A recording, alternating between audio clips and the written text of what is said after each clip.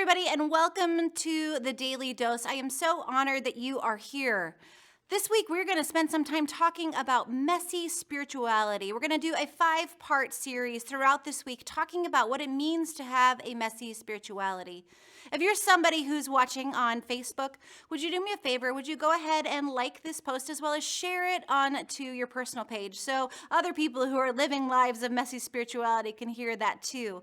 And if you're somebody who's watching on YouTube, would you go ahead and subscribe to Calvary's YouTube page? That way you can continue to get all of the updates that are out there. And if you're watching at home on cable access, I am so honored that you are here. And do any of you ever feel like your life is kind of a mess? Or I do. I know I do. Or maybe just part of your life is a mess. Like maybe your home life is kind of okay, but your work life is a mess. Or maybe it's vice versa. Any of you feel like your spiritual life is a mess? I mean, I know mine is. Sometimes I want to just shout out to God, hey, I am doing the best I can here. My mom used to joke that on her gravestone, it would just be written, here lies Kathy. She tried real hard. Messy spirituality is this idea taken from a book by Mike Yaconelli that I have really loved and that's really influenced me. And this week, Pastor Hans and I will uncover some of the messiness that surrounds our lives and journeys with Jesus. When I think of spirituality, I tend to think about people who are really rigorous and good at living a life of faith, like monks or nuns, or people who are so good that they get up at 5 a.m. and they go to their table and they light a candle and then they diligently do their devotions. Now, I'm not criticizing these people in any way. I admire them entirely. I truly do, and I aspire to do that. But I'll be honest, most of my mornings start with a kid like poking me to get me up, or with my elderly English Mastiff wanting to go outside early in the morning. I mean, for me, I have these good intentions to focus in on my spirituality, but they end up like the same good intentions I have on keeping my car clean. And sometimes it just doesn't really work out for me. So what if a messy spirituality is okay? What if it is okay to not have your spiritual life all together? I had this friend ask me just the other day what a good Christian should do. Should a Christian read their Bible every day? How often should a Christian pray?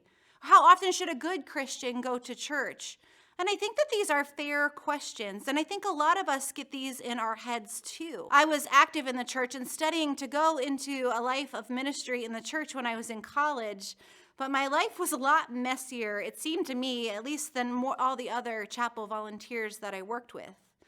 And it was my sophomore year when I got pregnant and I wasn't married. And my religious guilt at that experience was entirely overwhelming. I had sinned, and it was very public. There was nothing I could do to hide this child I was growing. So I went to the pastor of the university, and I was crying, and I was telling him about my spiritual mess and about my great grief on how I felt like I had disappointed God. And he told me, good, you should feel guilty. And then he asked me not to volunteer anymore because I would be a bad example to the other students. And at that point, I was asked to leave the church that I had planned to use my life to serve. And I'll be honest, this was just devastating to me. My guilt was compounded, and I just cried all the time. And I wish that my story was unique, but sadly, that's just not true. I have met person after person who felt like they weren't good enough for church, who felt like they needed to have their stuff together before they even stepped in the doors. And I have met person after person that have had the same kind of rejection from the church that I did, and that they just never came back. I mean, fortunately for me, I had some models of faith who loved me and who loved God and led me into a new understanding of messy spirituality. One that didn't base a life off of being perfect. One that told the whole stories of the people in the Bible through really honest eyes.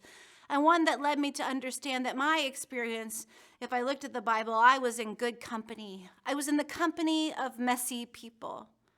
You see people in the Bible like Rahab, a prostitute who saves the Israelites by hiding some of their spies, and then who then becomes Jesus' like great, I don't know how many greats grandmother.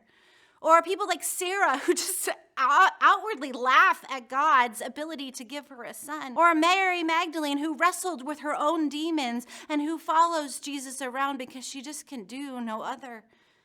If you read the Bible, it turns out that all people in the Bible, except for one, are just a total mess. All of the people in the Bible, they fall short and they get themselves into trouble time and time again. Their lives are so messy. Eugene Peterson writes this. He says, when we mess up our lives, we find that God doesn't go off and leave us. Instead, he enters into our trouble and saves us. And this is what I discovered through the people who loved me, that God the whole time was right in my corner. Friends, messy spirituality isn't a straight line of things that you should or shouldn't do. It doesn't look like white gloves or Easter bonnets, and it doesn't look like well-prepared Instagram Bible quotes or having all the answers. Instead, messy spirituality is vulnerable, and it's imperfect, and it's incomplete, and it's never finished, and it's inexperienced. It's the spirituality that's for the rest of us who are just doing the best that we can. The rest of us who just don't quite have it all figured out. The rest of us who don't know the Bible as well as we think that we could. The rest of us who fall asleep when we're trying to say our prayers at night. Messy spirituality is about not pretending and just showing up exactly how we are in whatever mess that we are in. So I'm going to end tonight with a couple of questions for you to think about. The first is this. When you imagine a spiritual life, what image comes to mind? And then the second question is this. Do you ever feel pressured to pretend like you have a deeper or more confident faith than you have? Why or why not? Right? So first question, when you imagine a spiritual life, what image comes to mind? And then the second is, do you ever feel pressured to pretend that you have a deeper or more confident faith than you actually do, and why or why not? Hey friends, I'm excited about this week. Let's get messy together. So join us every night as we discuss messy spirituality. We'll see you tomorrow.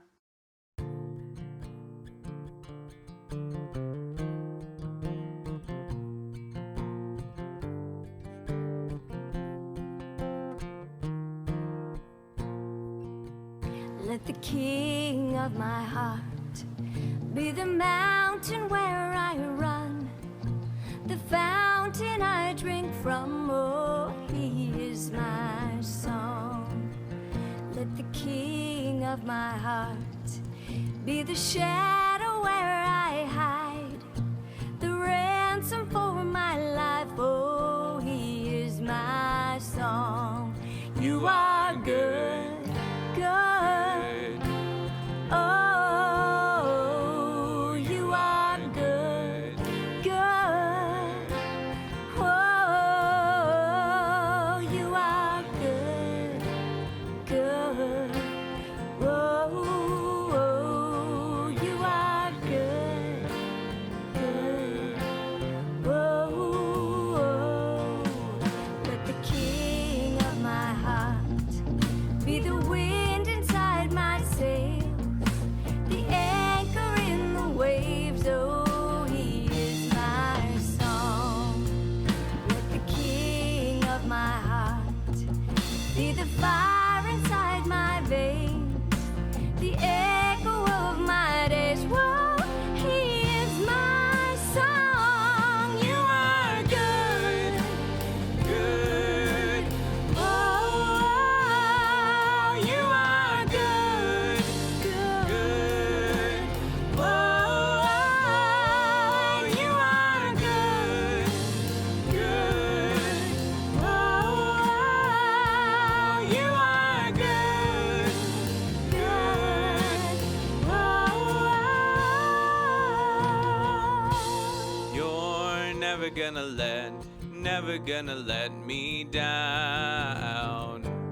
You're never gonna let me down.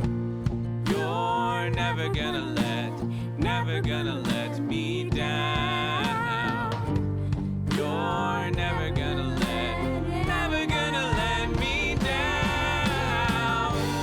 You're never gonna let me down.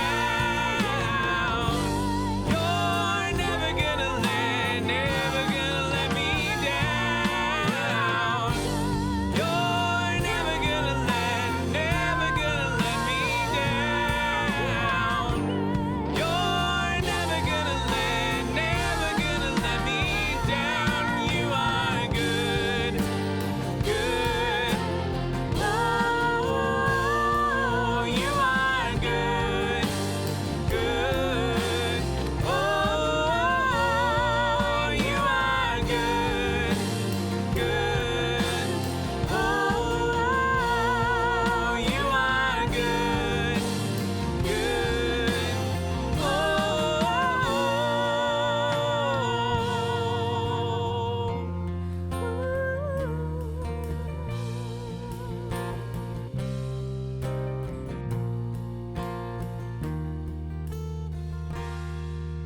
when the night is holding on to me.